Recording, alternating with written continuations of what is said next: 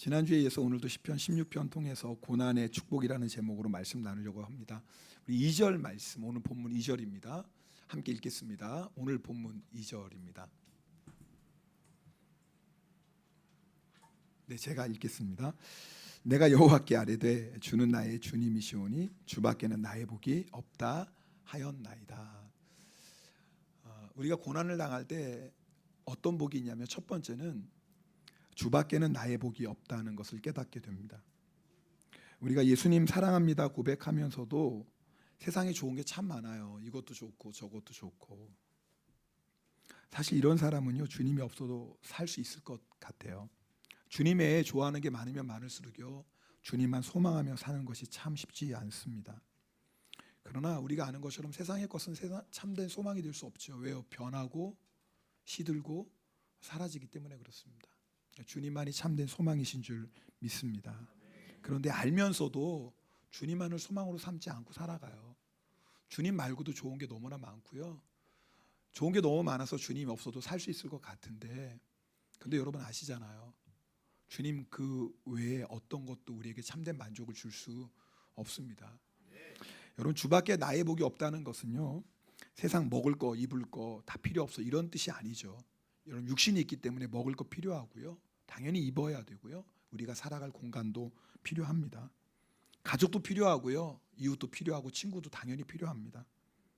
그러나 주밖에 나의 복이 없다는 이 고백의 뜻은 뭐냐면, 이런 것들이 필요 없다는 게 아니라 이런 것들이 복의 근원이 될 수 없다는 거예요. 우리 다 경험했잖아요. 세상에서 아무리 좋은 것 먹고 좋은 것 입고 좋은 집에 살아도요, 그것이 육신의 편안함은 될 수 있지만, 육신의 쾌락은 될 수 있지만, 그것이 우리의 마음을 채워줄 수는 없잖아요. 때로는요, 사랑하는 가족이 우리의 아픔이 되기도 하고요, 그렇게 친하고 즐거웠던 관계들이 어려워서 혼자 살고 싶을 만큼 힘들 때도 있습니다. 여러분, 이 세상에서 이 모든 것들을 완벽하게 얻을 수 있는 사람도 없고요, 또 이것을 다 얻었다고 해도 우리의 영혼이 만족한 건 아니에요. 왜냐하면 우리가 죄인이기 때문에 그렇습니다.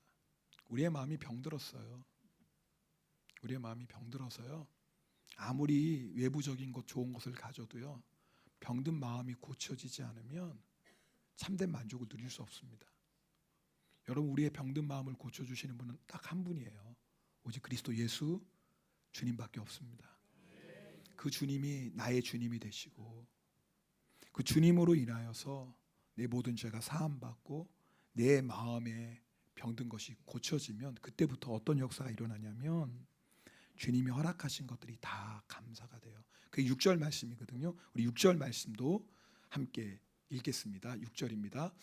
내게 줄로 재어준 구역은 아름다운 곳에 있으며 나의 기업이 실로 아름답도다. 아멘. 하나님께서 우리에게 줄로 재어준 구역이 있어요. 여러분, 참새 한 마리도 하나님의 뜻이 아니면 떨어지지 않아요. 우리가 살아가는 이 곳, 그리고 우리의 가정, 우리의 일터, 우리의 모든 관계들, 하나님이 줄로 재어준 구역이에요. 우연이 아니거든요. 근데 오늘 말씀은 하나님이 줄로 재어준 구역이 아름답대요. 이 뜻은 뭐냐면, 원어의 뜻은 기쁨의 땅이다라는 거예요. 여러분 어떠세요? 하나님이 줄로 재어준 구역이 아름답습니까? 기쁘세요? 안 믿어지지? 진짜죠? 네. 혹시 이런 건 아니에요? 하나님, 이 환경이 바뀌면 제가 기쁨의 땅 될 것 같아요. 하나님, 이 문제가 좀 해결되면 기쁨의 땅이 될 것 같아요. 하나님, 내 남편이 변하면 기쁨의 땅 될 것 같아요. 하나님, 나를 힘들게 하는 사람들이 좀 변하면 내가 기쁨의 땅 될 것 같아요. 우리 이렇게 생각해요. 절대 그렇지 않아요.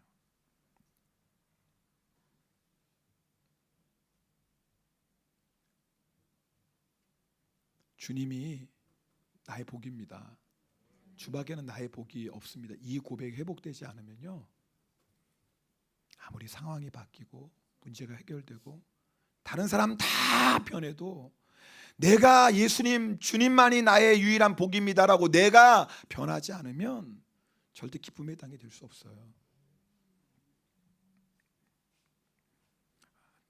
지난주에 나눴던 말씀이에요. 자, 그러면 오늘 두 번째로 고난이 우리에게 주는 두 번째 복이 있거든요. 고난을 통해 우리가 존귀한 자가 됩니다. 우리 3절 말씀 함께 읽겠습니다. 오늘 본문 3절입니다. 땅에 있는 성도들은 존귀한 자들이니 나의 모든 즐거움이 그들에게 있도다. 아멘. 성도라는 뜻은 거룩하게 구별된 사람이에요. 그러니까 하나님께서 우리를 사랑하셔서 너는 내 거야 택하셨어요. 그 순간 우리가 성도가 돼요. 똑같은 물건이지만 하나님이 하나님의 뜻을 위해 택하시고 사용하시면 그때부터 성물이라고 해요. 맞죠? 네. 똑같은 컵이지만 이것이 오늘 예배 자리에 쓰여지면 이걸 뭐라고 그래요? 우리가 성물이라고 해요. 이게 특별해서가 아니에요. 그냥 수많은 컵 가운데 이게 하나 택함을 받았어요. 그리고 하나님의 일을 위해 쓰임 받아요. 그럼 성물이 돼요. 우리가 거룩하게 살아서 착하게 살아서 하나님이 우리를 성도라고 부르시는 게 아니라 하나님이 우리를 한 사람 한 사람 사랑하세요. 사랑으로 우리를 택하셨어요. 너는 내 자녀야. 그럼 그 순간부터 우리가 뭐예요? 성도가 돼요. 근데 중요한 건 성도가 하나님의 은혜로 성도가 되었지만 우리는 성도답게 살아야 돼요. 그럴 때 존귀한 자들의 삶을 살게 돼요. 우리 골로새서 3장 5절 말씀은 함께 읽겠습니다. 우리 앞에 나와 있거든요. 골로새서 3장 5절 같이 읽겠습니다. 그러므로 땅에 있는 지체를 죽이라. 곧 음란과 부정과 사욕과 악한 정욕과 탐심이니 탐심은 우상 숭배니라. 자, 이 말씀을 현대인의 성경은 좀 풀어서 설명하고 있는데 한번 읽어보겠습니다. 시작. 그러므로 죄에 가득 찬 세속적 욕망을 버리십시오. 여러분 속에 파고드는 악한 욕망을 죽이십시오. 성적인 죄, 부정, 정욕, 수치스러운 욕망을 끊어 버리십시오. 이 세상의 금정과 쾌락을 흠모하지 마십시오. 그것은 우상 숭배이기 때문입니다. 여러분 보니까 땅에 있는 지체를 여러분 현대 성경은 뭐라고 얘기하냐면 죄에 가득 찬 세속적 욕망이래요. 여러분 죄에 가득 찬 세속적 욕망은 예수 안 믿는 사람에게만 있는 게 아니에요. 오늘 이 편지는 사도 바울이 골로새 교회에 보낸 편지예요. 골로새 성도들에게 하는 말씀이라고요. 이미 하나님의 택함을 받고 성도가 되었지만 그 골로새 성도들에게 사도 바울이 뭐라고 얘기하냐면 여러분 죄에 가득 찬 세속적 욕망을 버리십시오. 지금도 여러분 속에 파고드는 그 악한 욕망을 죽이십시오라고 얘기해요. 우리 안에도 이게 있어요. 제 안에도 있고요. 여러분 우리가 그런데 어떻게 성도라고 부름받은 우리가 어떻게 죄에 가득 찬 세속적 욕망을 버릴 수 있을까요? 지금도 우리 속에 막 파고드는 이 악한 욕망을 어떻게 죽이죠? 우리 힘으로 못 죽여요. 근데 놀라운 은혜가 있어요. 고난을 당하면 그 고난이 우리로 하여금 죄에 가득 찬 세상의 욕망을 버리게 해요. 이게 고난의 축복이에요. 죄를 지었다고 하나님 우리 버리시는 게 아닙니다. 그렇다면 예수님께서 십자가 지실 필요가 없지요. 예수님은 온 인류의 죄를 짊어지고 십자가를 지시고 십자가에서 하나님 아버지께 버림 받으셨어요. 예수님께서 십자가에서 뭐라고 고백해요? 나의 하나님, 나의 하나님, 어찌하여 나를 버리셨습니까? 우리 예수님 버림 받으셨어요. 왜요? 누구 때문에? 나 때문에. 예수님께서 십자가에서 버림 받으심으로 말미암아 절대 우린 버림받지 않는 거예요. 왜요? 이미 주님이 버림받으셨어요. 그래서 우리가 어떤 죄를 짓던 하나님은 절대 우리를 포기하지 않습니다. 그러나 여러분 한 가지 기억하실 게 있어요. 하나님이 죄를 지은 우리를 절대로 버리시지 않는다라는 그 뜻은 죄를 지어도 괜찮다는 뜻이 아니에요. 이 뜻이 무슨 뜻이냐면 우리가 성도답게 살지 않으면 하나님께서 죄 가운데 있는 우리를 그대로 놔두시지 않는다는 거예요. 사랑하니까요. 절대로 죄의 종로로 타며 살지 않도록 우리를 징계하신다는 거예요. 당신의 은혜로 성도를 삼으신 하나님께서 우리를 성도답게 살아가도록 끊임없이 우리 인생 가운데 역사하시고 우리를 붙드시고 우리를 인도하신다는 뜻이에요. 대표적인 사람이 다윗이에요.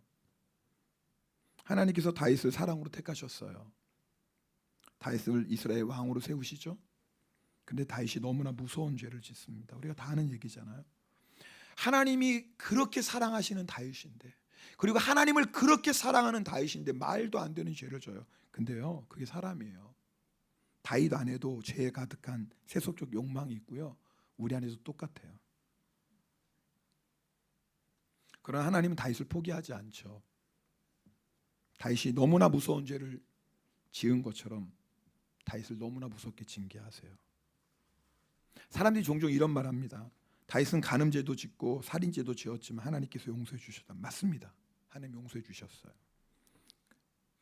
다윗의 죄를 깨끗하게 용서해 주셨어요. 근데 사람들이 그것만 얘기하고 다윗이 얼마나 철저히 회개했는지는 잘 얘기하지 않아요. 우리 시편 6편 6절 말씀 함께 읽겠습니다. 같이 읽습니다. 내가 탄식함으로 피곤하여 밤마다 눈물로 내 침상을 띄우며 내 요를 적시나이다. 그럼 다윗이 어떻게 얘기했는 줄 아세요?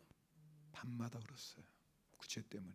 얼마나 울었냐면 침상을 띄웠어요. 눈물로 요를 적셨어요.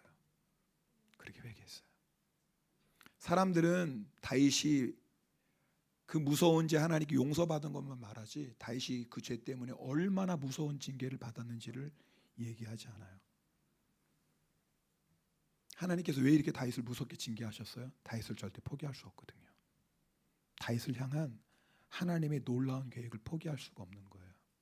나는 너를 절대 포기하지 않는다. 나는 반드시 너를 존귀한 믿음의 사람으로 세울 거야. 너를 향한 나의 계획 반드시 이룰 거야. 이게 하나님의 포기하지 않는 사랑이에요. 다윗은요, 무서운 징계 받아서 거룩한 삶을 살아가요. 그리고 어떻게 되는 줄 아세요? 얼마나 존귀한 사람이 되었는 줄 아세요? 마태복음 1장 1절, 아브라함과 다윗의 자손 예수 그리스도의 계보라 그래요. 예수 그리스도의 계보에 다윗의 이름이 기록돼요. 이런 영광이 어디 있어요? 아브라함과 다윗의 자손 예수 그리스도라고 성경은 기록해요.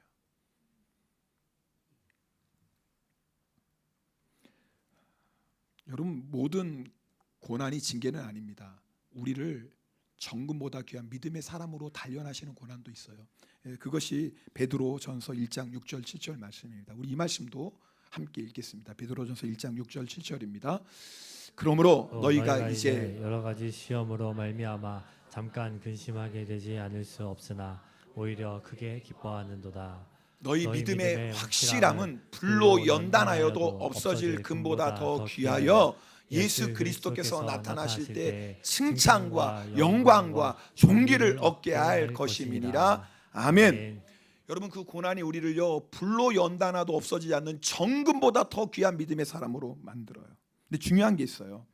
죄로 인한 징계의 고난이든 우리를 정금과 같은 믿음의 사람으로 만들기 위한 고난이든 그 고난을 이길 수 있는 힘이 어디에서 나오냐면 기도에서 나와요. 눈을 뜨면 다른 사람의 죄가 보여요. 허물이 보여요. 근데 눈을 감으면 누구의 죄가 보여요? 알면서 기도를 왜 안 하세요? 눈을 감으면 내 죄가 보여요. 그래서 우리가 징계의 고난 받을 땐 기도하셔야 돼요. 여러분, 우리를 단련하는 고난을 받을 때 인내가 필요하거든요. 뜨거운 용광로를 통과해야 금광석에서 금이 나오는 것처럼 불같은 연단을 인내하지 금보다 귀한 사람이 나오는데, 근데요, 불같은 고난은 우리의 힘으로 인내할 수 없어요. 근데 기도하면 우리 안에 있는 불순물들을 하나하나 태워가시는 하나님의 사랑의 손길을 봐요. 여러분, 우리가 아무리 불같은 고난을 만나도요, 그 고난 앞에 기도의 무릎을 꿇으면 그 고난을 통해 하나님의 쓰시기에 합당한 아름답고 존귀한 믿음의 사람으로 우리를 만들어 가시고 새롭게 하시는 하나님의 손길이 보여요. 그게 보이면 인내할 수 있는 거예요. 제가 예전에 여수에 있는 애양원을 방문한 적이 있습니다. 거기 역사 박물관이 있는데요, 한센병 환자들 치료하기 위해서 그 당시 사용했던 의료기구들, 또 의사들이 치료했던 사진들, 또 한센병 환자분들의 생활상을 보여주는 그런 사진이었어요. 근데 박물관을 관람하다가 한센병 환자들이 실명하는 원인 중에 많은 경우가 충분한 양의 눈물이 분비되지 않기 때문이래요. 여러분 눈을 깜빡일 때마다, 지금도 우리 설교도 눈 깜빡이잖아요. 주무시는 분 말고. 갑자기 찔리죠?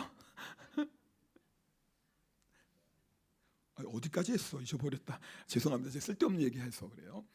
눈을 깜빡일 때마다 적당한 양의 눈물이 분비되어서 각막을 보호해 준대요. 근데 이 일을 하는 게 뭐냐면 말초신경이에요. 그러니까 우리는 무의식 중에도 말초신경이 각막을 보호하기 위해서 눈을 깜빡깜빡하는 거예요. 그런데 한센병 환자들은 눈을 깜빡이질 못해요. 왜냐하면 말초신경이 나균에 의해서 마비가 되어버렸어요.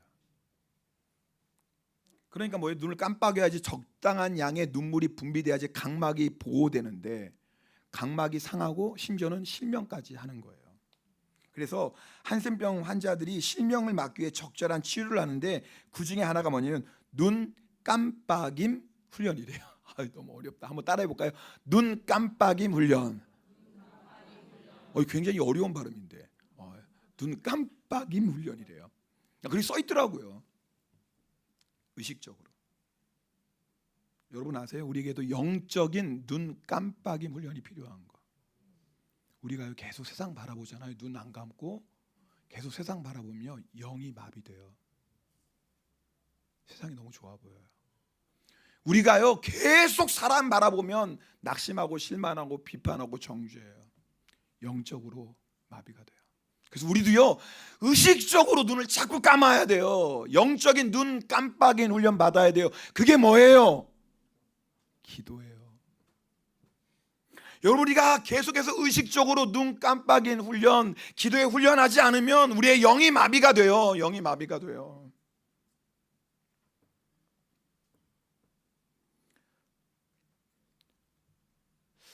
제가 얼마 전에 어느 분의 간증을 듣고 정말 큰 은혜를 받았습니다. 이분이 너무나 억울하고 속상한 일을 당했는데요.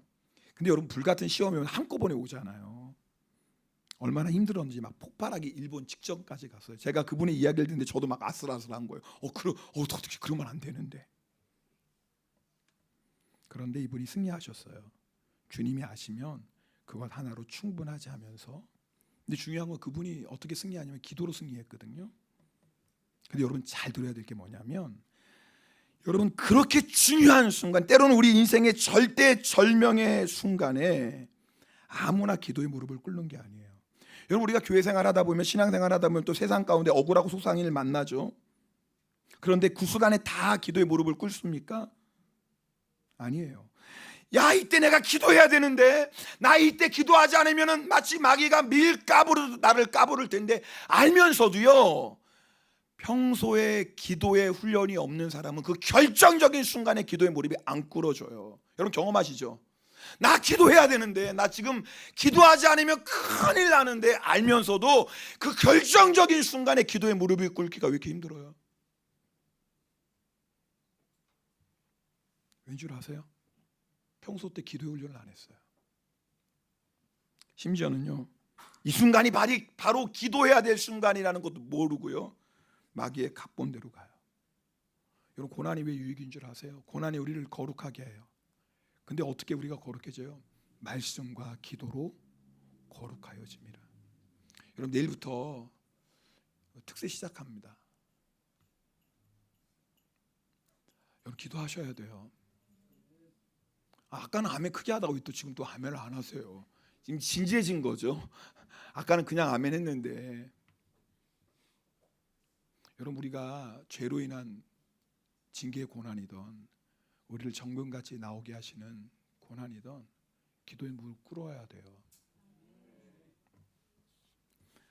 세 번째, 고난을 통해 우리에게 주시는 축복이 있습니다. 말씀의 사람이 돼요. 우리 7절 말씀, 오늘 본문 7절입니다.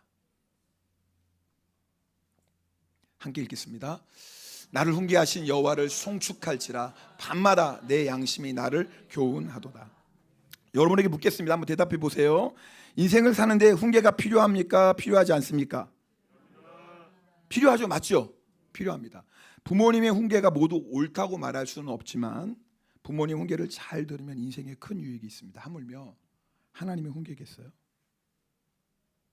자, 여러분 다시 한번 물어볼게요. 훈계 받는 게 좋아요, 싫어요? 좋아요 한 사람은 이제 천국 가실 때가 다 됐어요. 그분 성화하셨어. 이제는 거의 우리 예수님 반열까지 다 비슷하게 올라갔어. 이제 그분은 진짜 할렐루야. 이쪽인데 제가 보지는 않아요. 보지는 않겠습니다.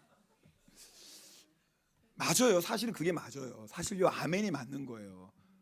그게 지혜로운 거거든요. 성경은 훈계를 좋아하는 자가 지혜롭다 그랬거든요. 그분은 지혜로우신 분이에요. 근데 우리 사실 훈계 듣는 거 별로 안 좋아요.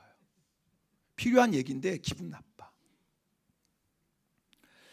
하치어주 영광교회 10주년 그 예배 때 유기성 목사님 오셔서 말씀 전하셨습니다. 근데 한 그 이야기가 잊혀지지가 않아요. 재밌는데 슬픈 얘기. 우프다 굴잖아요. 한 여자 권사님이 목사님께 부탁을 했대요. 목사님, 나에게 꼭 필요한 훈계 한 말씀 해주세요. 제가 목사님 훈계 듣고 더 신앙생활 열심히 하고 싶습니다. 그랬더니 이제 목사님 하시는 말씀이 아니에요 권사님. 권사님 신앙생활 다 잘하시는데 뭐 특별히 권사님께 말씀드릴 거 없어요. 그래도 목사님 뭐 있을 거 아니에요. 정말 신앙생활 잘하고 싶은데 목사님 저에게 꼭 필요한 권면 하나 해주세요. 얼마나 간곡히 부탁하는지. 목사님이 훈계를 하나 했어요. 근데 권사 목사님 너무너무 감사해요. 훈계해 주셔서. 근데 얼마 지나지 않아서 권사님께 전화가 왔어요. 목사님 그렇게 말씀하셨는데 사실 목사님 저를 잘 모르셔서 그러신 거예요. 저 사실 그런 사람 아니거든요. 목사님 오해하셨어요. 그래서 권사님 죄송합니다. 제가 잘 모르고 그런 말씀 드렸네요. 죄송해요. 전화가 끝났어요. 그것으로 끝난 줄 알았는데 시작이었어요. 시도 때도 없이 권사님이 전화하는 거예요. 똑같은 얘기를 하는 거예요. 밤도 새벽도 없어요. 그냥 목사님 말씀이 불뚝 생각나면 마음이 무거워지면 전화할 수밖에 없는 거예요. 여러분 우리가요 참 약해요. 나중에 이제 새벽 기도 시간이 다 돼가는데 전화를 안 끊는 거예요. 목사님이 애원했대요. 권사님 제가 정말 잘못했습니다. 용서해 주세요 권사님. 제가 잘못하고 이런 말씀 드렸어요.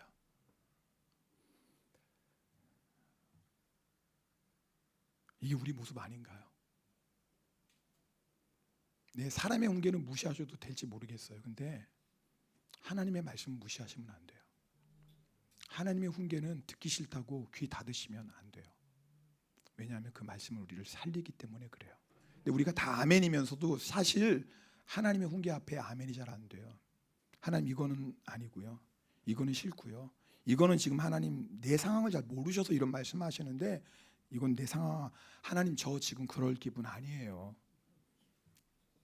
그런데요. 고난을 당하면 귀로만 듣던 하나님의 말씀이 마음에 내려와요. 왜냐하면 하나님 말씀이 아니면 살 수 없거든요. 고난의 때는. 고난의 때는 하나님의 말씀을 붙잡지 않으면 살 수가 없거든요. 그리고 그 고난의 말씀이 생명인 걸 깨닫거든요. 그 고난의 말씀이 아프지만 나를 살리는 걸 알아요. 이것이 고난의 축복이에요. 다윗은요 밤마다 내 양심이 나를 교훈한다. 무슨 뜻이죠? 이 밤은 물론 시간적인 밤도 있지만 인생의 고난의 시기를 얘기하는 거거든요. 다윗이 고난을 당했더니 그 말씀이 어디에 와요? 여기에 오는 거예요. 그전에는 여기만 있었던 말씀인데 고난을 당하니까 말씀이 여기에 내려와요. 여러분 여기 있는 말씀이 여기까지 내려오는 게 얼마나 힘든지 아시죠? 10년이 걸린 사람도 있고 20년이 걸린 사람, 평생 동안 안 내려오다가 가는 사람도 있어요. 진짜로요. 근데 이 말씀이 언제 여기로 내려오냐면 고난 당할 때 내려와요. 이렇게 말씀이 내 마음에 들어오면 복이 있어요. 8절 말씀입니다. 우리 8절 말씀도 함께 읽겠습니다. 오늘 보면 8절입니다. 내가 여호와를 항상 내 앞에 모시며 그가 나의 오른쪽에 계심으로 내가 흔들리지 아니하리로다. 아멘. 여기서 여호와를 항상 내 앞에 모심이라는 건 뭐냐? 항상 하나님이 내 앞에 있는 거예요. 무슨 말이냐면 하나님의 임재 안에 거하게 돼요. 여러분 고난이 왜 복이냐면 고난을 통해서 머리로만 듣던 하나님의 말씀이 마음에 내려오고요. 하나님의 말씀이 진짜 아멘이 되고요. 그럴 때 어떤 일이 일어나냐면 임재 안에 거예요. 왜요? 하나님은 말씀이세요. 여러분 하나님의 임재 사모하십니까? 방법이 있어요. 말씀 안에 거하셔야 돼요. 그런데 오늘 이 말씀 잘 보세요. 내 앞에 있는 하나님이 갑자기 내 오른쪽에 오세요. 그렇죠? 여호와를 항상 내 앞에 모시며 하나님의 늘 임재 가운데 그 하나님이 나의 오른쪽에 계세요. 이 말씀이 뭐냐면 내가 하나님의 그 임재 안에 거하고 하나님의 말씀 안에 거할 때 하나님이 갑자기 나의 오른쪽에 오셔서 나를 붙잡아 주시는 거예요. 나를 꽉 붙잡아 주세요. 그래서 흔들리지 않아요. 여러분, 우리의 아픔이 뭐예요? 말 한마디에 왜 이렇게 흔들려요? 아니, 교훈하는 말씀인데도 뭐 이렇게 힘들고 어렵습니까? 아니, 나를 살리는 말씀인데 왜 그 말씀 한마디에 내가 그렇게 무너져 내립니까? 사람 말 들으면 속상할 수 있죠. 마음 아플 수 있죠. 사람이니까요. 근데 여러분 아시죠? 아픈 것과 흔들리는 건 다른 거 아시죠? 여러분, 내 마음이 그 말로 인하여서 속상한 것과 그러나 흔들리는 것은 다른 얘기예요. 우리가 연약한 이 인간, 깨어지기 쉬운 질그릇이 아프죠, 힘들죠, 슬프죠. 그래도 흔들리지 않는 사람이 있어요. 요동하진 않아요. 여러분, 우리가 왜 작은 일이 이렇게 흔들립니까? 별거 아닌 작은 일이 이렇게 요동하고 넘어지죠. 정말 마귀가 밀가부르도 돼요. 뭔가 조금만 일이 있으면 요동하다가 넘어져요. 왜 그런 줄 아세요? 왜 이렇게 약해졌을까요? 겉은 건강하고 강한 것 같은데 왜 속사람이 이렇게 약해졌을까요? 이유는 하나예요. 하나님의 말씀 안에 거하지 않아요.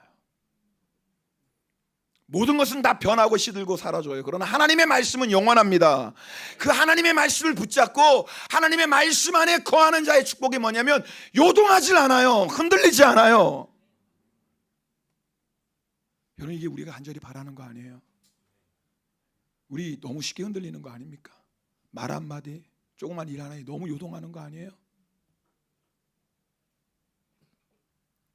근데 알면서도 잘 안 돼요. 저도 그렇고 여러분도 알면서 잘 안 돼요. 근데 고난이 왜 복인 줄 아세요? 고난을 당하면 말씀밖에 붙잡을 게 없어요. 고난을 당하면 말씀 외에는 위로할 게 없어요. 고난을 당하면 말씀이 나의 소망이 되는 거예요. 말씀의 사람이 돼요. 여러분, 그럴 때 어떤 역사가 일어나냐면 내가 하나님의 말씀이 사람이 되면 그때부터 하나님이 나를 쓰시기 시작해요. 견고한 터 위에 집을 세우는 것처럼 내가 하나님의 말씀을 붙잡고 요동하지 않고 흔들리지 않는 사람이 되면 아프고 힘들고 슬퍼도 말씀 안에서 요동하지 않으면 그때부터 하나님이 나를 통해 하나님의 나라를 세워가기 시작해요. 그때부터 우리의 삶 속에 하나님의 놀라운 영광이 나타나요. 이게 고난의 축복이에요. 오늘 성찬 받습니다. 성찬은요, 주님이 우리를 절대 포기하지 않겠다는 주님의 증거예요. 우리가 떡을 먹고 포도주를 마셔요. 내 안에 들어오는 것처럼 내가 지금 너와 함께 있어. 네가 어떤 고난 당해도, 심지어는 그 고난이 무서운 죄 때문에 당하는 고난일지라도 나는 절대 너를 포기 못해. 이게 성찬이에요. 여러분, 이 성찬의 은혜 가운데 우리가 붙잡을 건 뭐예요? 주님 한 분이에요. 정말 주님 붙잡는 거예요. 그리고 주님을 붙잡는 삶의 구체적인 모습은 말씀과 기도예요. 내가 아무리 나는 주님밖에 없습니다 고백해도 말씀과 기도를 붙잡지 않으면 절대 우리의 고백대로 살 수 없어요. 내일부터 시작되는 특세 그냥 우연 아니잖아요. 하나님 우리에게 특별한 시간 주셨어요. 너 이제 정말 나밖에는 복이 없다고 고백하는 인생이 돼. 그리고 기도에 무릎 꿇고 정말 말씀 붙잡아봐. 너 그럼 이제 더 이상 요동하지 않아. 더 이상 흔들리지 않아. 아파도 쓰러지지 않아. 그리고 내가 너를 통해 역사할 거야. 여러분, 내일부터 시작되는 특세예요. 나오셔야 돼요. 여러분, 특세 한다고 안 죽어요. 아시죠? 진짜 안 죽어요. 좀 피곤해서 비몽사몽은 하지만 새벽기도 나온다고 죽진 않아요. 그죠? 죽진 않아요. 웃는 분들 꼭 나오셔야 돼요. 기억하고 있어, 웃는 사람들은. 그러니까 인상을 쓰네 또. 무서워라. 우리 이제 기도하고 찬송하고 우리 기도하겠습니다. 네. 우리 찬송하시면서 나를 포기하지 않는 주님, 우리 그 주님 바라보십시다. 여러분, 우리의 작은 신음도 하나님이 다 기억하고 계세요. 우연히 오는 고난이 있겠습니까? 절대 우연이 아니라 우리를 주님밖에 없는 믿음의 사람으로 만드시고 그 고난 통해서 기도에 무릎 꿇게 하시고 그 고난 통해서 말씀의 사람으로 만드시는 거예요. 우리 구주님의 사랑을 생각하며 우리 함께 찬송하고 성찬을 위해 회개하며 기도하겠습니다.